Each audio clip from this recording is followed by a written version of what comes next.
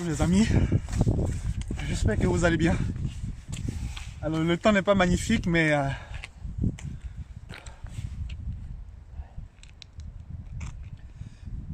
c'est important de respecter le planning qu'on se donne justement pour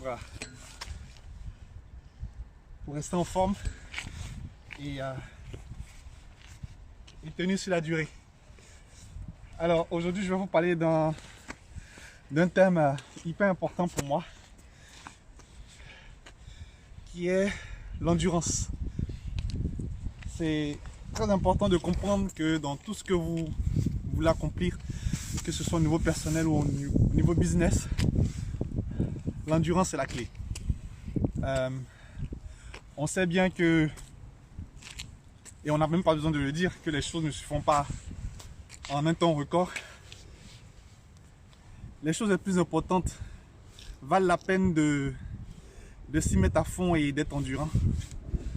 Mais ce qu'on ne nous explique pas toujours, c'est justement comment rester dans cette routine, cette habitude de l'endurance finalement. Et c'est en lien avec le cadre. Finalement, c'est comment s'entraîner pour réussir, tout simplement. Et aujourd'hui, le temps est hyper moche. Je ne sais pas si vous voyez les flaques d'eau. Et la pluie, il y avait une pluie battante tout à l'heure. Mais j'ai décidé de venir encore là pour continuer à garder la forme parce que dites-vous qu'un entrepreneur qui cartonne, qui carbure, c'est un entrepreneur qui, avant tout, prend soin de lui, prend soin de sa santé physique et mentale. C'est hyper important. Et aujourd'hui, je vais vous parler de l'endurance. Il y a un parallèle qu'on peut faire et qui est, à mon avis, très simple à faire entre le business et la compétition sportive. Dans la compétition sportive, vous avez des athlètes qui ne vivent que pour des moments magiques de compétition. En business, vous avez des entrepreneurs qui ne vivent que pour réaliser des objectifs qui leur tiennent à cœur. Et bien, le parallèle, il est là. C'est que on a bien fait de penser que pour être un entrepreneur qui réussit dans ce qu'il fait, il faille forcément avoir des choses qui sont réservées par exemple à des gens qui sont nés avec une cuillère d'argent dans la bouche, ou alors des gens qui ont de la chance, ou alors des gens qui sont trop jeunes, donc bien jeunes pour le faire, ou des gens qui sont vieux, c'est-à-dire qui ont beaucoup d'expérience pour le faire, ou alors avoir des diplômes, ou alors être un as en informatique, etc. Pas du tout. Pas du tout. Et quand vous voyez l'histoire des grands athlètes, pour ceux qui aiment le basketball, on a Michael Jordan. Pour ceux qui aiment le golf, on a Tiger Woods, etc. Pour ceux qui aiment l'athlétisme, ici, on a Usain Bolt, exactement. Mais quand vous regardez leur histoire, c'est des personnes que rien ne prédestinait à avoir une telle réussite. En tennis, on a Serena Williams. Voilà. C'est des gens qui rien ne prédestinait à avoir une telle réussite. Alors, qu'est-ce qui a fait la différence? Et ils le disent eux-mêmes. C'est tout simplement l'endurance, l'entraînement, l'effort acharné. En gros, la persévérance.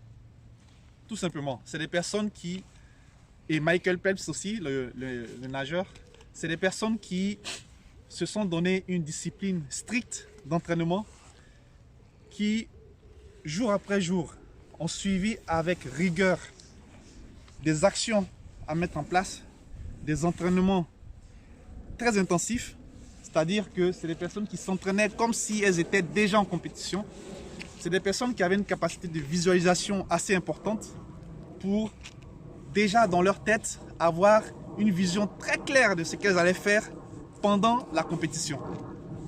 Et bien entendu, c'est des gens qui ont eu à leur côté des coachs qui comprenaient véritablement leurs besoins, qui comprenaient véritablement leur personnalité et qui leur prodiguaient des séances d'entraînement qui correspondaient à qui ils étaient. Alors, tout ça pour dire quoi? Tout ça pour dire que dans le business, eh bien, c'est pareil. Avec le recul, on va dire par le passé, je me suis demandé pourquoi les choses n'allaient pas, comment faire pour faire plus, comment faire pour tout simplement atteindre les objectifs que je me donnais. Mais en fait, j'ai compris que finalement, il faut se projeter sur du long terme. Finalement, il faut avoir une vision, il faut avoir un plan d'action et surtout, il faut tenir bon dans la durée. Il faut réaliser des actions massivement, il faut passer à l'action, il faut mesurer ses performances, il faut se donner des objectifs intermédiaires. Et ça, je le parle pour moi. Effectivement, pour vous, il peut y avoir d'autres aspects sur lesquels il serait intéressant de pouvoir se focaliser. Mais le point commun de tout ceci, je ne veux pas vous dire qu'il y a un seul moyen d'arriver à son objectif en business, non. Mais je veux vous dire que peu importe le chemin que vous allez prendre, n'oubliez jamais que peu importe les résultats que vous allez obtenir, la différence se fera par votre capacité à être endurant sur la durée. Votre capacité à ne pas lâcher, votre capacité à agir massivement, à savoir qu'est-ce qui est bien pour vous et surtout à comprendre que la compétition, vous la jouez avec vous. Vous la jouez avec vous et avec vous seul. Vous n'êtes pas en compétition avec quelqu'un, mais vous êtes en compétition avec les performances que vous voulez atteindre pour être satisfait de vous. Et ça, c'est très important. C'est très important pour vous décomplexer de la réussite des autres. C'est très important pour ne pas vous comparer à ceux qui ont déjà eu les résultats que vous recherchez et qui ont mis des années à l'obtenir. Mais surtout, à vous focaliser sur ce que vous voulez pour vous, à vous mettre en tête qu'il vous faut un plan d'action pour y arriver et à vous donner à fond, parce que il n'y a rien de plus beau que ce qu'on a à obtenir par la sueur du fond.